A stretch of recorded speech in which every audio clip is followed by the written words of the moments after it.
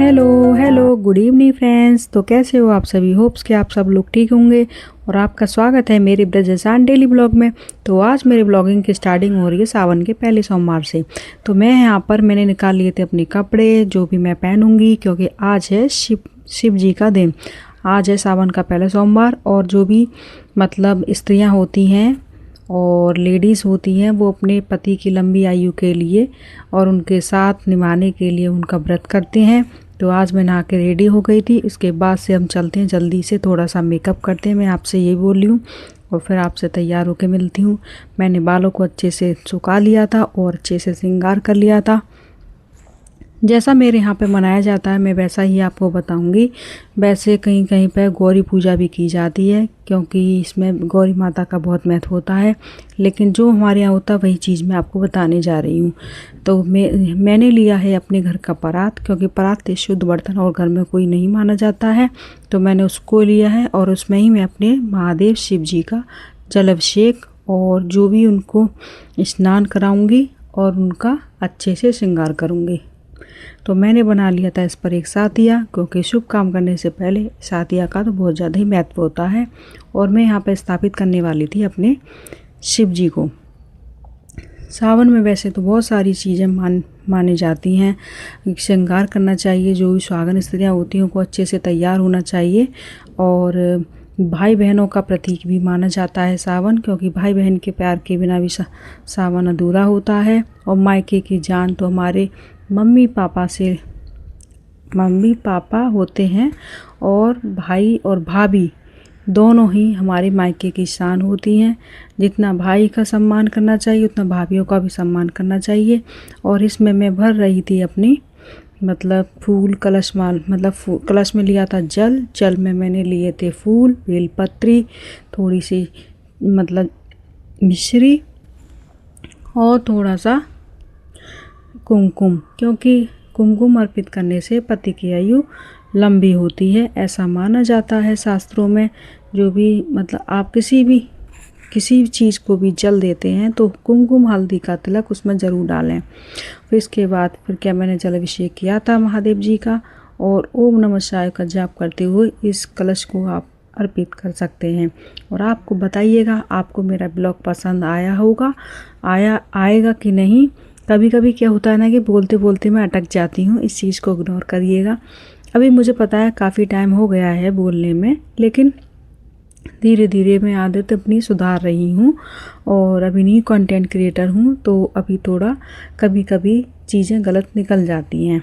फिर उसके बाद मैंने और शुद्ध जल से, जिसमें हल्दी डाल के और फूल माला लेके जल अभिषेक किया था।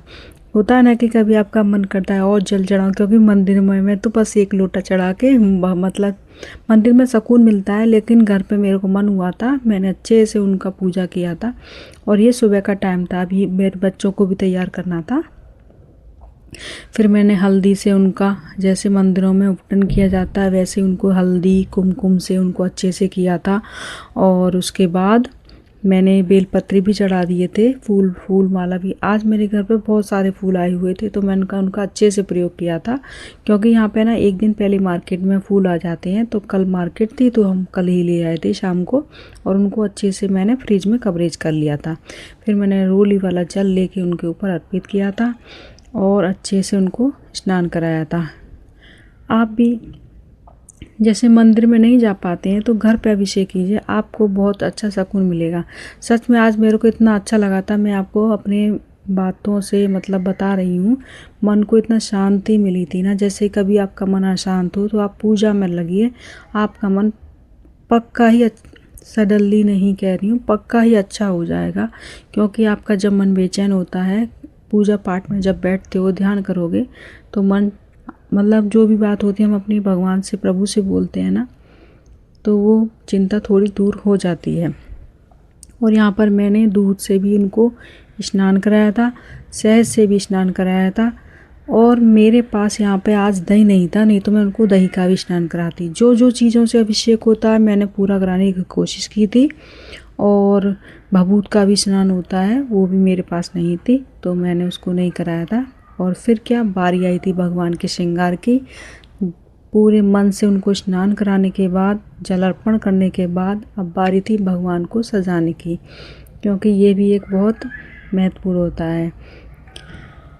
और वैसे मान्यता ये मानी जाती है शास्त्रों में, ये जो सावन के सोमवार होते हैं ये माता गौरी ने किए थे।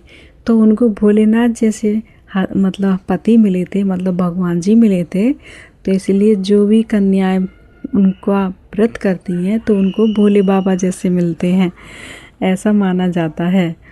और फिर मैंने इनका हल्दी कुमकुम से तिलक किया था।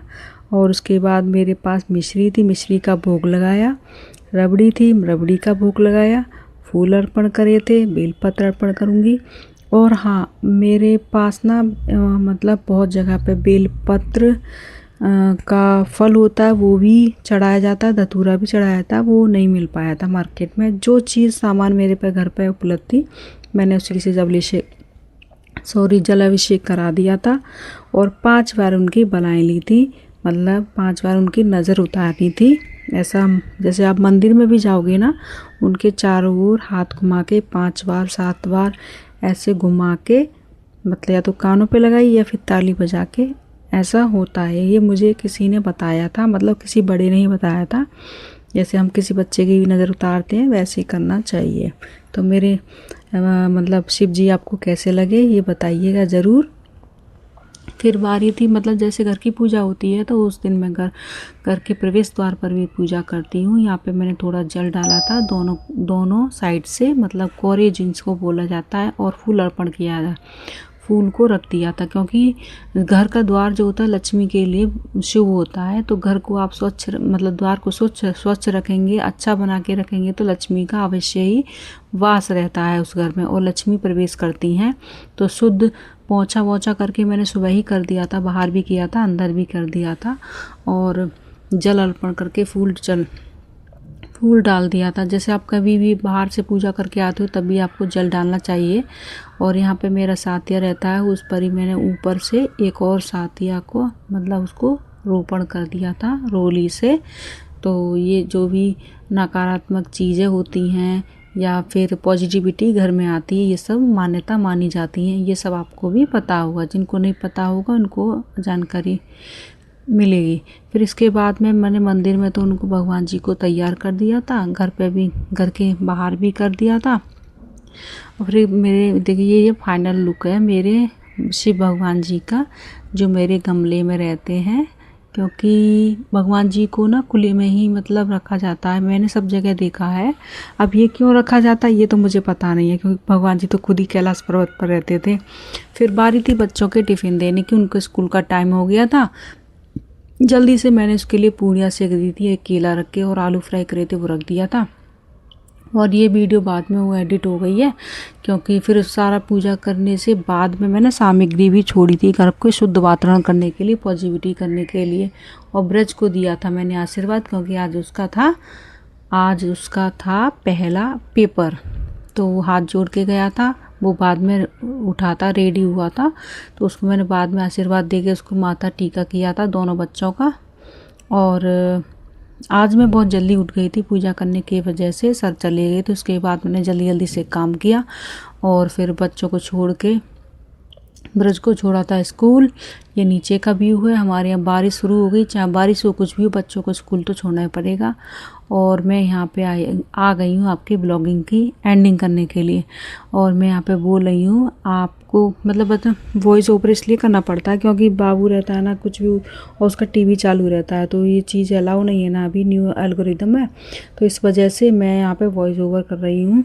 बच्चों के साथ में ना वीडियो बनाना बहुत काफ़ी मुश्किल होता है, ये आप लोग भी समझते होंगे जो वीडियो बनाते हैं। सो प्लीज़ मेरे चैनल को सब्सक्राइब कीजिए। मैं पूरी मेहनत कर रही हूँ, अपना फुल सपोर्ट दिखा रही हूँ। तो आप भी मेरे वीडियो पे आके ज़्यादा से ज़्यादा सब्सक्राइब करें, लाइक करें और शेयर करें। और आज का ब्लॉग आपको कैसा लगा बताइएगा ज़रूर। ये छोटा सा ब्लॉग था, छोटी सी कोशिश थी, और भगवान की पूजा। और हाँ, और सावन में मतलब मेहंदी लगाने का भी महत्व होता है। ये मेरी हाथ जो लाल हो गया, भगवान का जल अभिषेक करते करते हो गया, कोई बात नहीं, मेहंदी नहीं लग पाई थी, आल्टा नहीं लग पाया, तो इसी से काम चल गया था। तो फिर मिलते हैं आपसे नेक्स्ट ब्लॉग में, तब तक के बाय बाय।